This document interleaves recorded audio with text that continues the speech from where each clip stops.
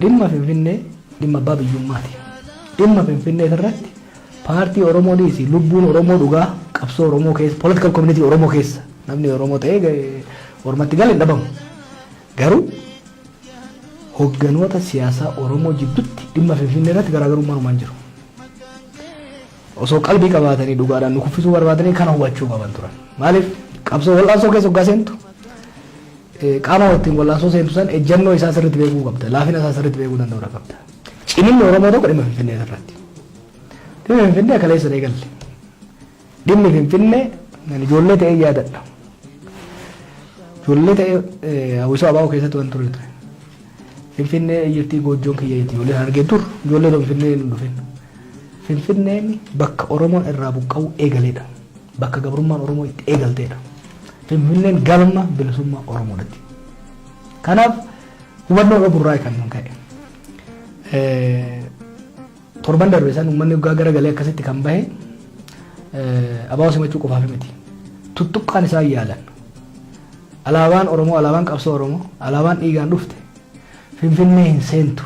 Ilaalchi farra Oromoo ta'e sun bifa saniin calaqqisuun Oromoon imala gara biraa qabates kaansel godhe akka dhufu godhe kan dhufuudhaaf fedhiin qabnes gara galee akka dhufu kan godhe. Kuni dhimma Finfinnee irratti dhimma Finfinneeti beeki. Dhimmi hiriirri guddichi miliyoonni 4 irratti argame suni dhimma Finfinnee ta'e. Dhimma simannaa bira dabree dhimma Finfinnee ta'e. Paartileen siyaasaatis dhimma kanarratti ejjennoo waloo agarsiisuun dirqama ture jechuudha. Shan qofa miti. Paartilee jiran hunda osoo walitti fiddee garaagarummaa tokko hin jiru.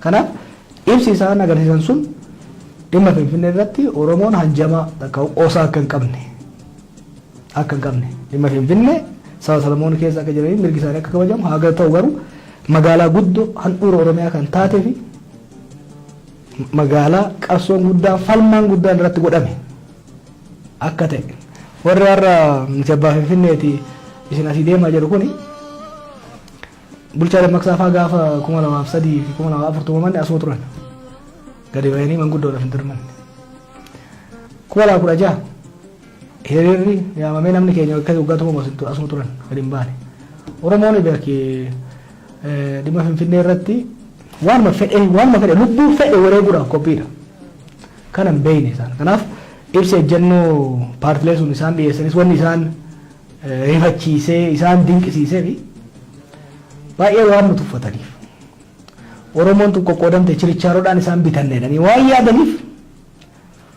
kanaaf baay'ee wanni mo'anneef maali beekta biyya kanatti waan nu tuffataniif alagaan si tuffatu laaftutti lafaan dhoofta diina yoo tuffattees mo'amta kanaaf ani Oromoon ibsa ejjennoo paartilee shaniinitti sarpiraayis ta'e dinqisiifannaa argate waan jirutti fakkaatu ormi garuu Baqqalaa Garbaa fi OFC'n waan biraa akka ta'e ibsaa nagootii fi maaliin Garbaa ta'e Lammaa Magarsaati paartii isaa akkasitti ilaalan no Finfinnee irratti Oromoon xiqqaa guddaan ejjennoo hangana hin jallanne akka qabu kan agarsiise san qofa osoo hin ta'in ilaalchi farra Oromoo asirratti murnoonni tokko tokko agarsiisuu yaalanii fi biyyattii kana keessa miidiyaadhaan gaggeessan beektaa wanni isaanii hin galle dur bara 1970 keessa Oromoo rukutuu barbaadan fidisteedha Hayilee Fidaa irratti kan duulan yoo isaaniiti Oromoon tarii bara sanillee ta'uu danda'a akka waan Oromoon